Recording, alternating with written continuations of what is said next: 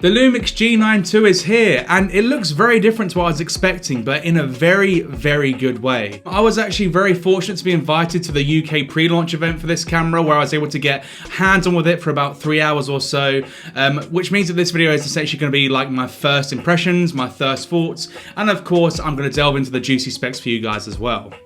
So what I'm going to be doing is breaking this video into 3 different categories. So first and foremost, I'll be talking about the price and the physical body and the changes to that, and I'll be talking about the photography specs and what's new, and then the third one being the video specs. And you definitely want to stick around because this camera is going to surprise you. So getting straight into it, let's talk about the price. So body only, the G92 will cost £1,699 here in the UK, and for what you're getting with the camera, this is an absolute steal, and this is ultimately why I'm actually considering getting one for myself, because you're getting a lot of value for your money here. The Lumix G92 features an all-new imaging sensor, and it is a 25.2 megapixel micro four thirds sensor, of course, but it also has face detect, which means that the G92 becomes the first of the Lumix micro four thirds bodies to have the new face detect autofocus system. Eyebrow track.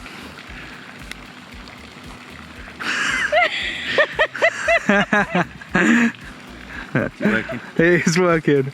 And it's not just the exact same as the S5 II, it's actually improved, and I'll get onto that in a little bit. But yeah, also like the physical characteristics of the camera as well are very similar to the S5 II, since we're now talking about both cameras, in the sense that the buttons are in the same place and the actual way it looks is the exact same. There are a few physical differences, of course, you know, aside from actually having a full frame sensor compared to a micro four thirds sensor. And one of those is the fact that the G92 does not have any active cooling. Where the S5 II has sort of vents on where the EVF block is at the top, the G92 doesn't have that. In fact, there are no fans on the G92 body. And the reason why the G92 doesn't have active cooling is simply so that they can make more space inside this compact sort of footprint for a improved Ibis system. So the G92 actually has the best Ibis of any Lumix camera to date, and the spec sheets boast up to 8 stops of stabilization internally with the G92, which is absolutely fantastic. And I must say that from my testing, the Ibis was incredible. It's definitely a step above the S5 II, which I was really shocked at considering how good the S5 II already is in terms of stabilization. But yeah, Lumix has taken it one step further with the G92 and given us some really, really solid stabilization in camera.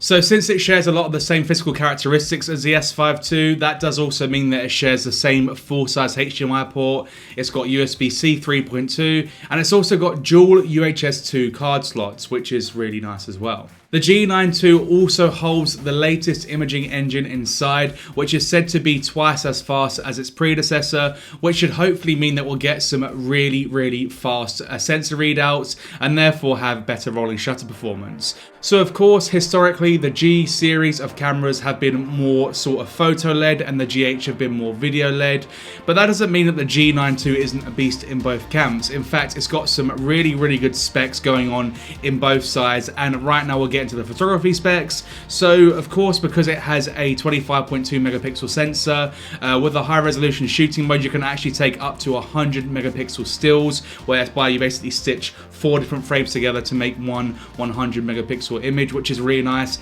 And you can do this handheld, of course, because the Ibis is that good. If you're a sports or wildlife photographer as well, then you'll be very happy to hear that it has got some upgraded burst shooting modes, in the sense that you get 10 frames a second with a mechanical shutter in AFC, and then you also get 14 frames a second using AFS. And then it gets even better with the electronic shutter, of course, because you can enjoy up to 60 frames a second in AFC and 75 frames a second in AFS. So we're talking blisteringly fast, and that really does show how good this new imaging processor is. And earlier in the video, I briefly touched on the fact that the G92 has improved autofocus when compared to the S5 II, and that's because there's now more tracking modes, so more subject detection tracking modes with the autofocus system. So you now get animal eye, body, the same for humans, and you also get vehicle autofocus as well, which is really nice.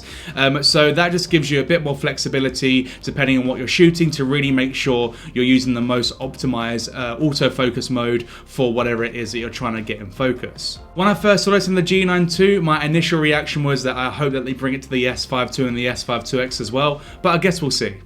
They have also added some new picture profiles to the G92, and the biggest one for me at least is the Leica monochrome picture profile, because we've never seen that inside a Lumix body before. And it's really cool because it means you can get that sort of Leica black and white look, but now with your Lumix camera. And I really do hope that they carry on to collaborate with Leica in introducing some more Leica picture profiles to the Lumix cameras, because Leica's image quality and color set is just gorgeous. So yeah, that's a really cool feature.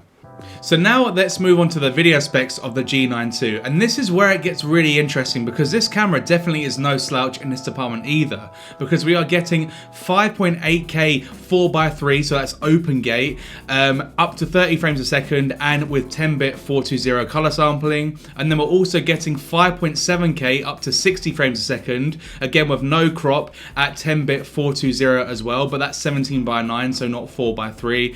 And then we're also getting 4K up to 120p with full 10-bit 422 color sampling as well. So that's really nice for anyone that wants to do some high frame rate shooting.